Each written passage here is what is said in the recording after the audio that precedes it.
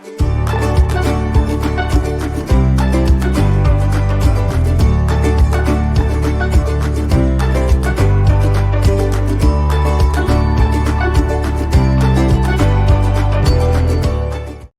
tal, queridos amigos? ¿Cómo están? Buenos días, buenas tardes, buenas noches. A la hora que estés viendo este otro episodio, otra clase más del curso que estamos llevando de la historia del cristianismo. Recuerden que todos los jueves a las 7 de la noche, hora Centro México, estaremos en la parte de en vivo para poder comentar, responder algunas preguntas que me dejan ahí en los videos, y con gusto contestaré y responderé las preguntas pues que tengo la respuesta. Las que no, pues con mucha pena les diré no sé. Denme la oportunidad de investigar para saber qué es lo que puedo responder o qué es lo que puedo encontrar acerca de lo que me puedan preguntar. Pues bien, vamos a entrar a la sesión número 8, a la clase número 8 de la historia del cristianismo sin censura. Y pues sin perder más tiempo, pues recuerden lo que les decía yo en la última sesión: menos información hay más ignorancia, y pues cuando hay más ignorancia es más fácil de manipular a las personas. Por eso en este canal te pedimos por favor que no creas nada de lo que yo pueda decir, de lo que yo pueda mostrar, sino que tú lo puedas verificar a través de tu propia investigación para que saques tus conclusiones. Y eso es lo que más vale, eso es lo más importante, tus conclusiones. Entonces, lo que menos queremos es que tú seas manipulado a causa de la ignorancia. Por eso, el principio dice, menos información, más ignorancia. Y eso pues, hace que la persona, cuando tiene más ignorancia, sea más manipulable. Por eso las personas a veces andan como los barcos a la deriva, porque no saben ni qué, ni cuándo, ni cómo, pero no se dan la oportunidad de verificar la información. Y pues la religión no determina mi fe, hablando de mi persona, ¿sí? Yo todas las religiones las voy a respetar y las respeto, pero la fe que yo tengo no está determinada por una religión. Pero mi diaria experiencia eh, con Dios, la que tengo en esa intimidad, ¿sí? Eso sí va a marcar mi convicción y las acciones de luz que yo pueda hacer. Porque a lo mejor puedo saber mucha Biblia, pero las acciones dicen todo lo contrario, mis palabras, tanto orales como escritas. Y ahí se va a notar prácticamente si estoy llevando realmente una intimidad, una relación íntima con Dios, una experiencia diaria en mi relación con Dios, o solamente estoy llevando una religión que me puedo colgar, poner y tantas cosas y tener un lenguaje religioso, pero si las obras no demuestran realmente si tengo una relación con Dios, pues de nada sirve ser religioso. Creo que, y lo que he aprendido en todos estos años, que la Biblia me enseña que a Dios le interesa nuestra manera de vivir, nuestras acciones, nuestras palabras, tanto orales como escritas ahora con las redes sociales. Todo eso tiene que ver con lo que hay en nuestro corazón y con nuestra persona y con la calidad de persona que somos. Entonces, pues en este canal no buscamos ofender ni mucho menos lastimar a las personas con respecto a sus creencias y a la fe. Yo te voy a mostrar información. Yo te pido por favor que no me creas nada. Verifícalo a través de una investigación seria para que saques tus conclusiones. Pues bien, vamos a hablar de la bibliografía, que es del doctor Antonio Piñero. Tengo algunos libros, que es todos los evangelios. De hecho, el número 1, pero el número 6, el Evangelio de Felipe, está precisamente en ese libro de todos los evangelios, pero lo puse así en específico, el Evangelio de Felipe, que está dentro del libro del compendio este de todos los evangelios. Aproximación al Jesús histórico, el otro Jesús, ¿existió realmente Jesús o existió Jesús realmente? Jesús y las mujeres y el Evangelio de Felipe, que está dentro del primer libro de todos los evangelios. También eh, el comentario al Evangelio de Marcos, de Javier Picasa, y cómo llegó Jesús a ser Dios, de Larry Hurtado, el cristianismo en sus comienzos 1 y 2, y el cristianismo y sus comienzos 1 y 2 es de James D. G. Dunn, y el Dios crucificado de Jum Moltam. Pues bueno, estos son bien parte de una abundante bibliografía y espero que sea de utilidad para ti esta bibliografía. Bien. Bien, pues vamos a analizar en esta entrega, la número 8, de acuerdo a la perspectiva judía, la hipótesis de Yeshua es Elohim, ¿sí? Hay una gran diferencia y una diferencia abismal entre la perspectiva judía y la perspectiva greco-romana con respecto precisamente al concepto de Yeshua es Elohim, porque en algunas partes de las escrituras nos muestra que Yeshua es Elohim, pero si lo vemos en una perspectiva grecorromana, pues eso es la que la mayoría ha creído. Sin embargo, no se han dado la oportunidad de ver qué es lo que muestra el pensamiento judío. Como dice la pregunta, ¿Yeshua dejó su trono para hacerse hombre? Creo que esta parte es relevante porque hay una carta que Pablo escribió que, recuerden que Pablo era un escritor judío.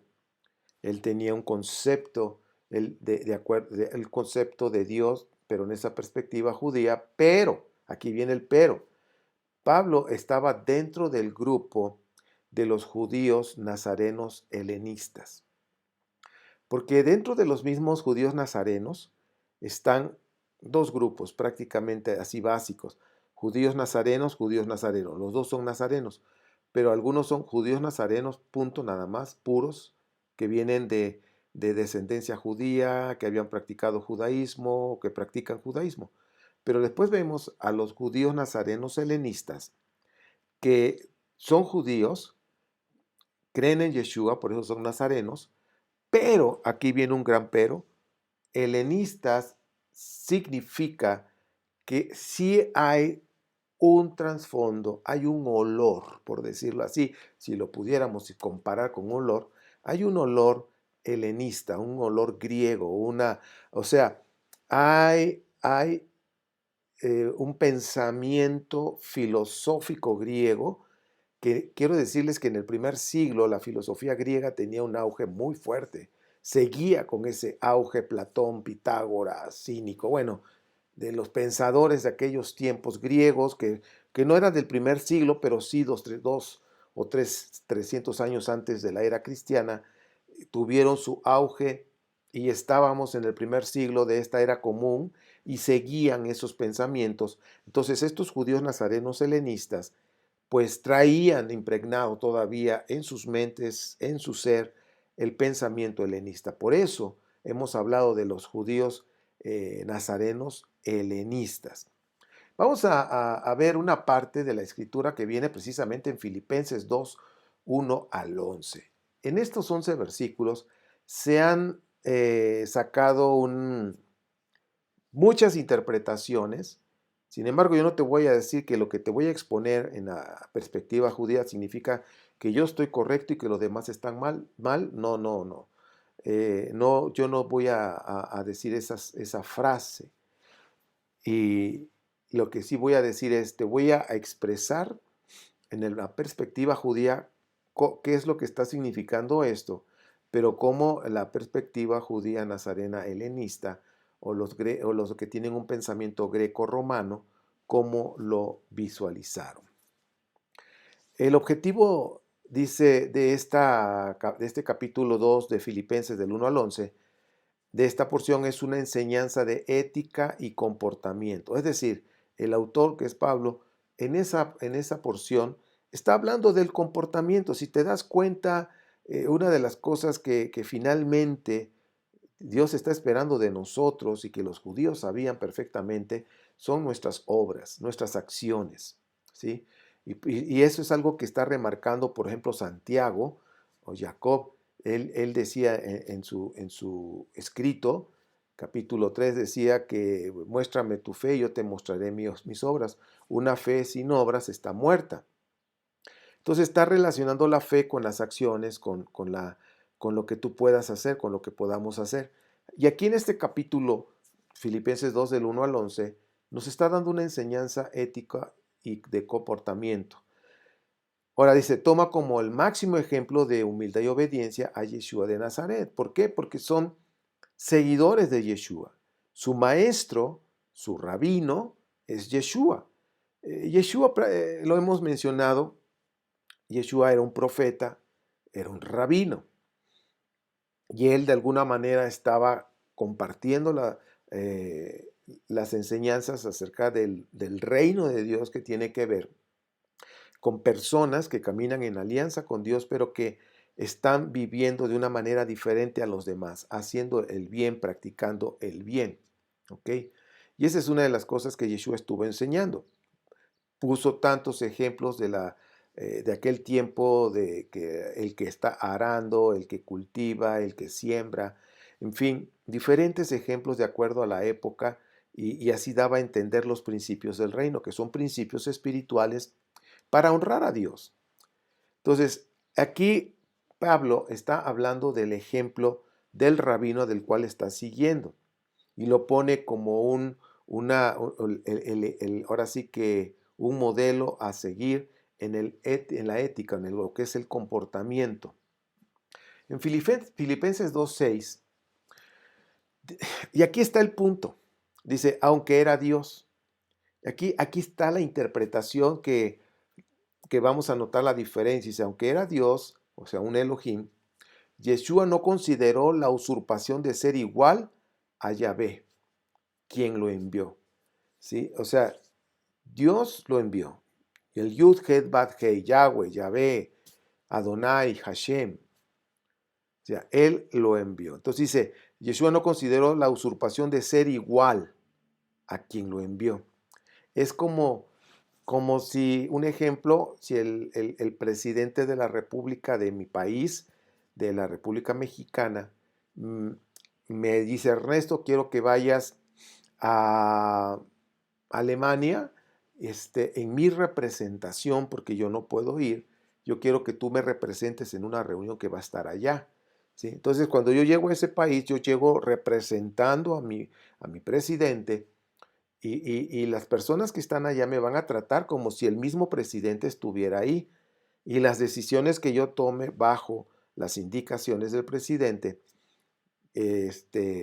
son como si el mismo presidente estuviera. Es un enviado, un emisario. Entonces no olvidemos eso. Entonces en Filipenses 2:6, aunque era Dios, la pregunta es, ¿Yeshua era Dios? ¿O hay dos dioses? Aquí, esta parte, cuando nosotros no tomamos en cuenta la perspectiva judía y nos enfocamos en el pensamiento grecorromano, dice, ahí está, dice, decía, Yeshua era Dios.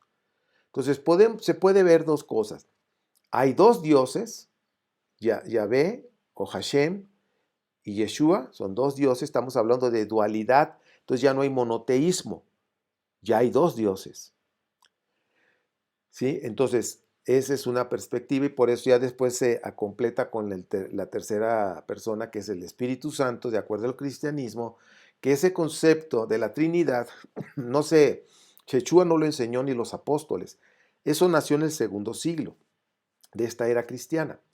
Ve la historia, por favor, lo que vamos a estar viendo más adelante. Estamos analizando esta parte que es fundamental en las creencias del cristianismo y para ir viendo en dónde se distorsionó el mensaje. Entonces ya estamos hablando, esto es en el año, Pablo escribió por decir así, del 48 al 60 de esta era cristiana. Vamos a pensar que fueron 25 años que Pablo estuvo escribiendo. En ese tiempo, Pablo menciona esta parte de la escritura, de lo que él escribió a los filipenses, y que les estaba dando el mensaje de que Yeshua era Dios, o estaba hablando del ejemplo de Yeshua, que siendo un enviado no quiso ser más que el presidente. Entonces, regresando al ejemplo, yo estoy en Alemania, el ejemplo que les acabo de mencionar, voy en representación del presidente, pero no porque vengo enviado por el presidente, representando al presidente en un país, me voy a creer o voy a querer tomar el lugar del presidente, hacerlo a un lado o ponerme por igual con él. Pues en ningún momento. ¿Por qué? Porque yo soy un enviado de él y yo estoy sirviéndole a él, lo estoy representando y estoy siendo leal a mi presidente. Ahora, aquí en Filipenses 2.9 dice, por eso Dios, por eso Yahvé, o por eso Hashem, el nombre, porque no sabemos realmente cuál es el nombre, por eso Dios o Hashem exaltó a Yeshua. Entonces aquí tenemos dos cosas. O hay dos dioses, con esto de dos dioses se rompe el Shema o el Shema de Deuteronomio 6.4. Oye Israel, el Señor nuestro Dios, uno es, y eso fue lo que Yeshua enseñó. Cada oportunidad que había, mencionaba a los discípulos, oye Israel, el Señor nuestro Dios, uno es. ¿Ok? Bueno, si en el 2.9 está diciendo, por eso Hashem exaltó a Yeshua, entonces significa que el Eterno es un Dios, pero al exaltar a Yeshua, tenemos que, se puede interpretar, lo exaltó como un ser humano o lo exaltó como Dios. ¿Cuál será la respuesta? ¿O hay dos dioses o hay un solo Dios? ¿Cuál es? Pues bien, vamos a analizar esto. Por eso Dios, por esto Hashem, exaltó a Yeshua. Aquí también se presta para una doctrina que en estos tiempos está de moda, en el siglo XXI. Al menos hablo del siglo XXI porque es lo que he notado fuertemente en las redes sociales. Y mucha gente, como lo que dije al principio, menos información es más ignorancia. Mucha gente cree eso. Porque lo dice la maestra fulana. No, porque lo dice el maestro fulano. No, porque lo dice el pastor o el rabino, como sean los títulos, lo dice. Sí, pero no investigas, no verificas. Yo en lo personal, yo los escuché, pero no me cuadraba. Digo, no me, como que no hay no me cuadra esta situación. No le veo sentido. Y me tuve que poner a investigar. Y me llevó varios años. Entonces, ya Hashem no es ya Yeshua, ni Yeshua es Hashem. No es eso. Porque entonces, si decimos que Hashem es Yeshua y Yeshua es Hashem, estamos hablando de que Dios encarnó en Yeshua. Y el decir que Dios encarnó, entonces significa que cuando lo mataron, ahí murió, aunque es un espíritu, ¡prum!, se fue. O sea, como que no tiene sentido. O sea, ¿cómo es que Dios va a encarnar? El rey del universo. Ahora, ¿lo puede hacer? Pues Dios puede hacer todo lo que Él quiera. No hay ningún imposible para Él. Pero no tiene sentido que Él haya encarnado porque nunca lo hizo. Es más, el Mesías que los judíos esperan, no esperan un Mesías de esa índole, de esa manera. Entonces, creo yo que ahí es donde nosotros tenemos que ir poniendo un poquito de nuestro sentido común para poder ver realmente qué es lo que está pasando ahí, ¿verdad? Bueno, ahora, si Dios, si Hashem no es Yeshua, entonces, ¿qué significa lo que estamos leyendo? ¿Okay? ¿Qué significa? Y aquí estamos viendo en Filipenses 2.9 que dice, por eso Dios, o por eso Hashem exaltó a Yeshua. Bueno, Juan 13, 16 al 17, de alguna manera, por eso yo les digo que las mismas escrituras se explican, pero hablando en el mismo Nuevo Testamento o en la Biblia cristiana, hay cosas que se contraponen. En este caso, pusieron en la boca de Yeshua que dijo, ningún mensajero, está hablando emisario, es más que el que lo envió. ¿Entienden esto? Entonces, si Yeshua fue enviado por Hashem, no va a ser más grande que Dios, ni va a ser igual que Dios. Y aquí es donde dice, pues ahí está, porque siendo Dios, bueno, ¿creemos en un solo Dios o hay dos dioses o tres? Por eso, cada quien que crea lo que quiera. Yo nada más estoy analizando con sentido común. ¿ok? Les digo, bueno, aquí cómo está, qué es lo que realmente nos quiere decir. Como dije en un principio, lo que Pablo está mostrándonos es una enseñanza de ética, de comportamiento, ¿ok? Y cómo el comportamiento del rabino Yeshua, del profeta Yeshua, fue un comportamiento de hacer el bien, un comportamiento de enseñar las escrituras para honrar a Dios, ¿sí? Yeshua muchas veces, de acuerdo al Evangelio de Juan, muchas veces dijo, Dios me envió. Aunque el problema que tiene el Evangelio de Juan, que es un libro gnóstico, habla de la preexistencia de Yeshua, muestra a Yeshua como un preexistente. Y al mostrarlo como un preexistente, está hablando entonces que es Dios, porque el único preexistente es Dios, nadie más. Entonces te das cuenta cómo hay una revoltura de conceptos. Entonces nosotros debemos pensar, entonces Yeshua, para empezar, ¿quién es Yeshua? ¿Cuál es su misión? Yeshua fue engendrado, ya lo vimos, como todo ser humano, porque Moisés dijo, va a venir un profeta igual que yo. O sea, Moisés fue engendrado por sus dos, por su papá y su mamá, y nació como un ser humano como todos. Yeshua fue engendrado por José y Miriam. No vamos a entrar sin tanto, vamos a hablarlo de manera natural, que de hecho en los primeros 70 años, más bien en los primeros 40 años después de la muerte de Yeshua, en los primeros 40 años todos estaban de acuerdo que Yeshua había sido un ser humano engendrado por Joseph y Miriam. No había problema. Después del año 70 en adelante, más bien del año 80, porque todavía Marcos no tenía problemas con ese concepto, pero ya después del año 80 en adelante, cuando se escribió Mateo, Lucas, Mateo, Juan, de ahí es cuando empiezan a divinizar de una manera extrema a Yeshua, como lo hemos visto en las enseñanzas anteriores de cómo estaba el asunto. Ahora, ¿por qué Yeshua de Nazaret era Elohim al igual que Moshe? ¿Sí? Porque Moshe también, Dios le mostró, según el escrito de Éxodo, le dijo que él iba a ser como Dios, un Dios delante del faraón.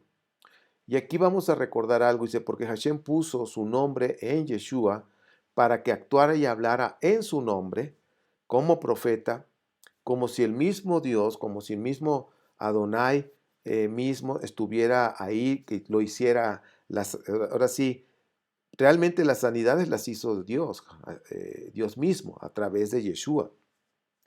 Entonces Dios, ahora sí que dentro del plan de Dios, permitió que naciera Yeshua, le dio una misión, le dio una tarea, ¿sí? Fue enviado y hizo lo que, para lo que fue enviado, como vamos a leer más adelante en Hechos 10:38, ¿sí? De que sanó y liberó a muchas personas.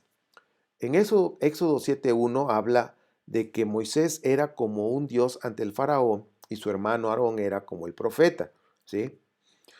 El que iba a estar hablando. Entonces, de acuerdo a estos conceptos en el judaísmo y en el antiguo Medio Oriente, una persona que era enviada representa al quien envía. En este caso, si es un rey, va a representar al rey, va a hablar en el nombre del rey, va a hacer las cosas en el nombre del rey quien lo está enviando.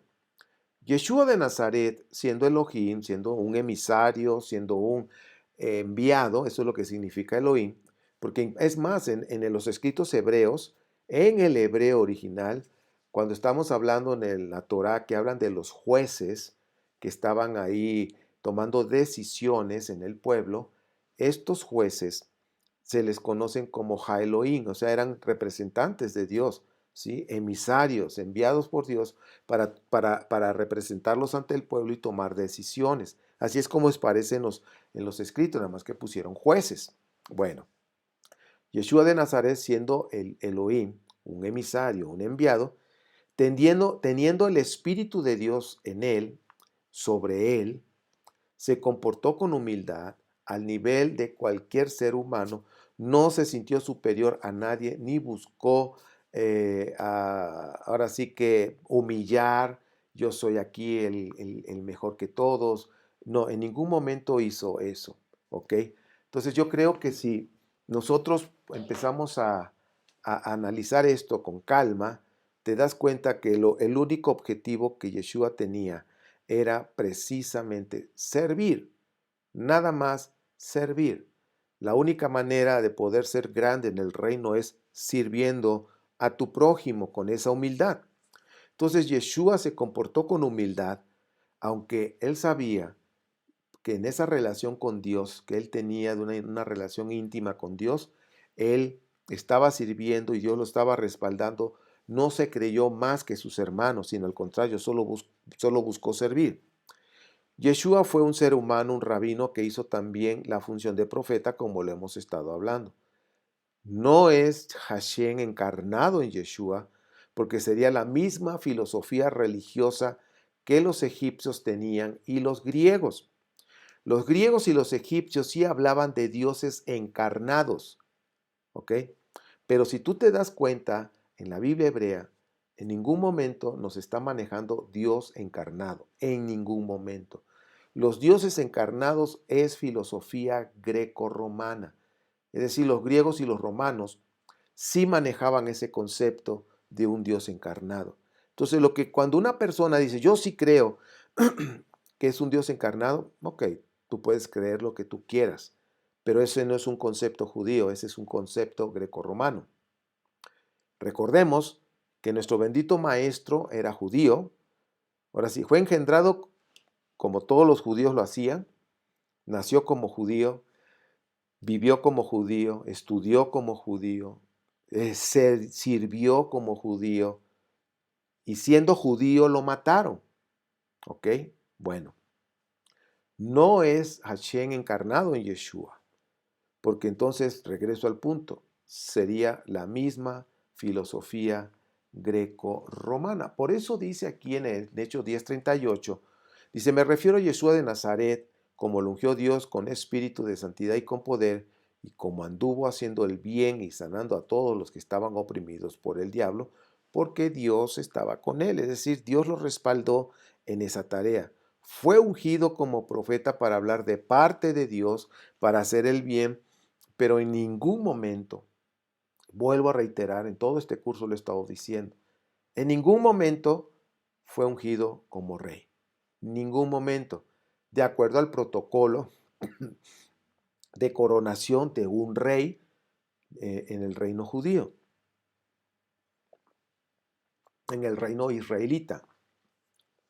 Entonces, oye, pero es que le pusieron en una tabla ahí con el nombre que fue el rey de los sí, pero que le hayan puesto una cosa en la cruz o en el madero donde pusieron al maestro, no significa que ya por eso ya es rey.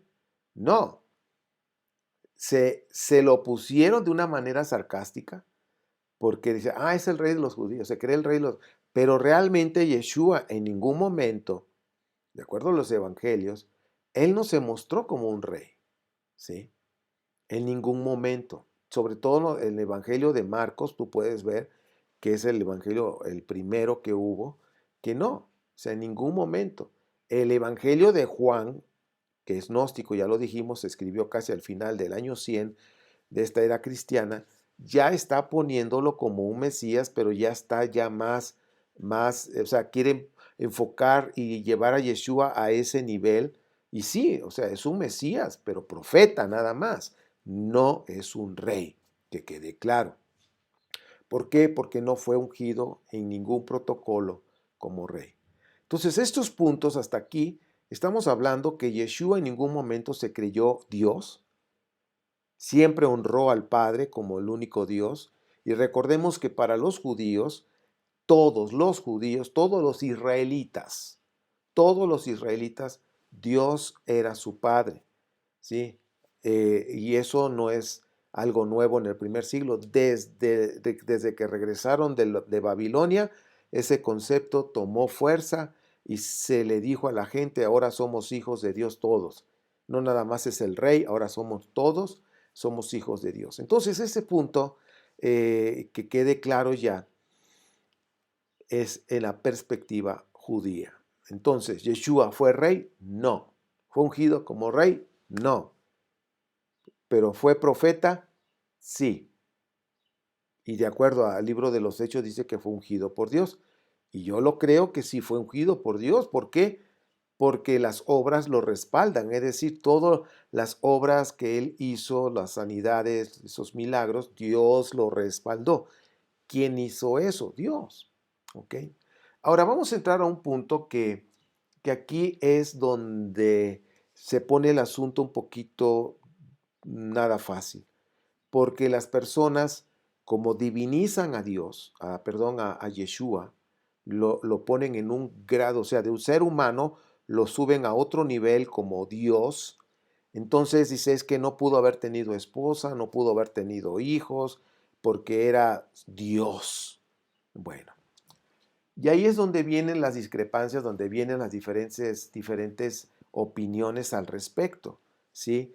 Yeshua fue un rabino del primer siglo y como todo rabino de esta era cristiana, según el Evangelio apócrifo de Felipe en el versículo 32 y el versículo 55b, sobre todo en esos dos, dice que tuvo una esposa porque María Magdalena constantemente era besada por Yeshua en la boca.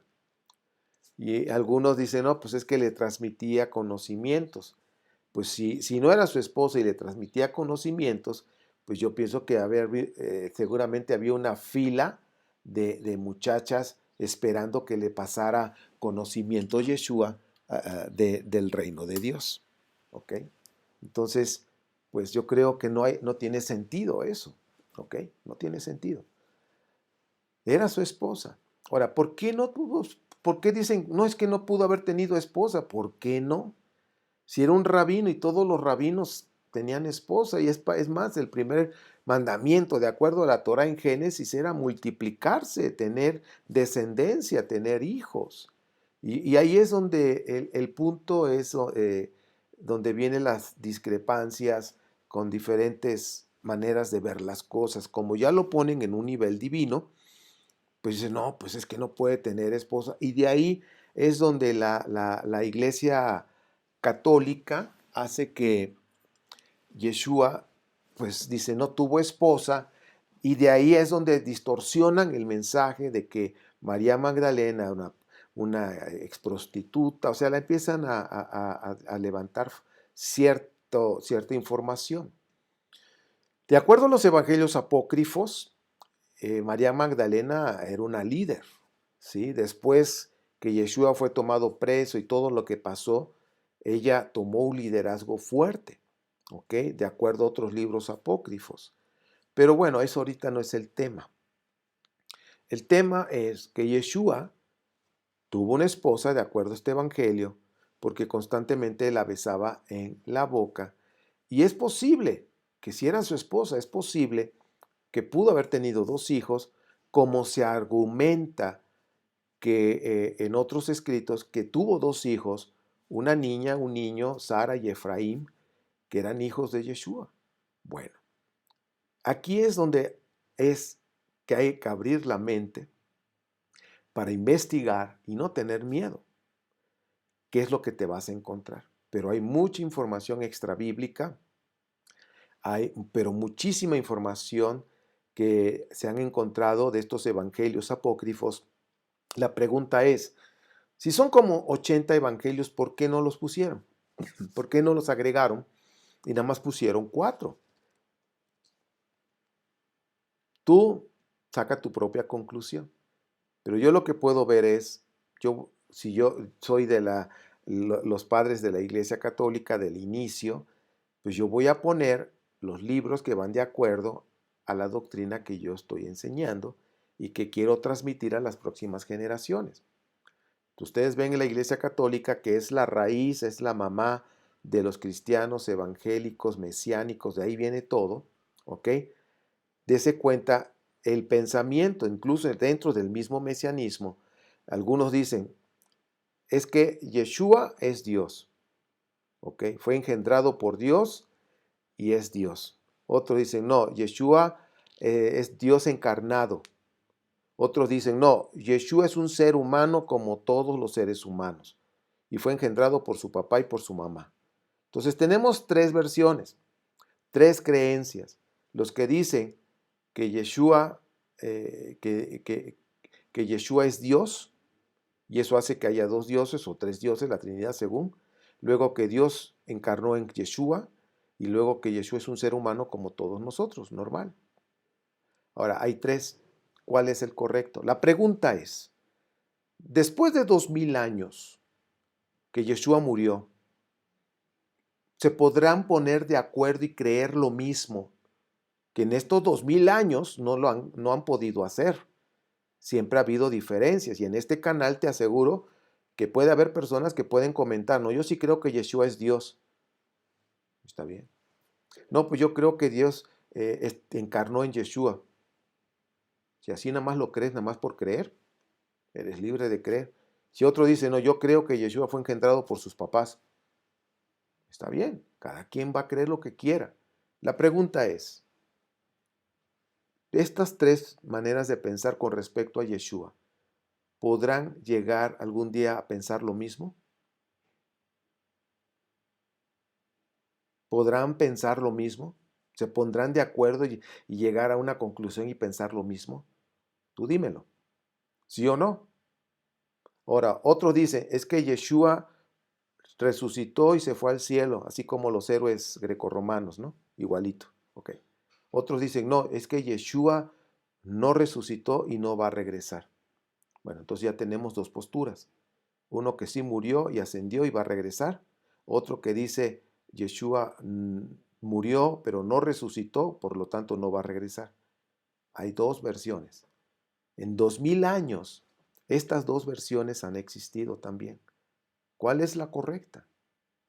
Ahora dice, no, pues es que resucitó. Yo te preguntaría, ¿estuviste ahí? No, pero es que la Biblia lo dice. Ah, ok, pero hay otros escritos apócrifos que dicen otra cosa y dicen lo contrario, que no murió y que no resucitó.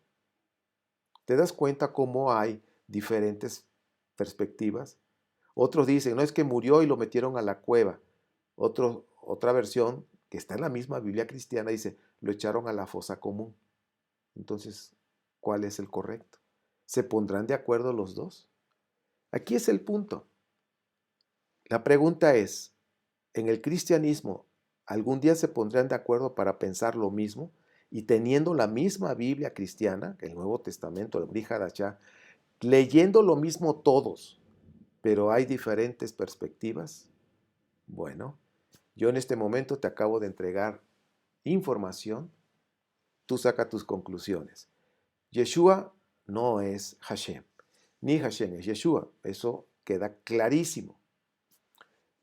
Yeshua no es Dios, eso también queda clarísimo porque iría en contra del Eshma. Y si tú dices que es Dios, entonces sería Dios encarnado y eso va en contra de la teología judía. Entonces, con alguien vas a quedar mal. Yeshua, no olvides, Yeshua era judío y enseñó judaísmo.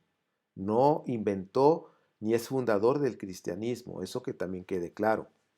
Entonces los evangelios canónicos tienen una gran influencia egipcia en la infancia de Yeshua. Eso también está comprobado, de que muchos de los relatos acerca de la infancia son relatos igualitos de historias egipcias. Yeshua fue un rabino, por eso el relato de Felipe tiene sus bases en las costumbres rabínicas, que el Evangelio de Felipe dice que besaba a María Magdalena porque era su esposa, era su mujer. No, no creo yo que como rabino, ¿sí?, anduviera sin tener un compromiso con esa dama, la anduviera besuqueando y que los otros se dieran cuenta y luego que lo escribieran. O sea, pues no, ¿verdad? Era su esposa. Tenía derecho, era un ser humano como cualquiera. Ahora, oye, pero entonces, ¿por qué la Biblia no habla si tenía esposa y tenía hijos? Acuérdense quién fue el que hizo el canon, quién fue el que dijo este libro sí y este libro no, y recuerden cómo son sus costumbres. Los sacerdotes católicos cristianos no se casan. Andan haciendo de las suyas en la parte sexual, pero no se casan. ¿Ok? Bueno. Yeshua fue un rabino como todos y de acuerdo a las costumbres se casó. Ahora, si la Biblia no habla de que tuvo hijos, pues tampoco habla de los apóstoles que tuvo hijos. ¿Ok? Yeshua pudo haber tenido hijos, aunque no se menciona, como tampoco se menciona en ninguno de sus apóstoles. ¿Ok? Entonces yo creo que estos puntos, mis amados, son importantes que tú puedas verificar. ¿Sí? Yo escucho las eisegesis, es decir, opiniones sin investigación. Además, por lo que tú opinas, yo lo puedo leer, siempre y cuando no faltes el respeto, ¿verdad? Yo no te pido que me creas, ni tampoco que pienses como yo o que estés de acuerdo conmigo.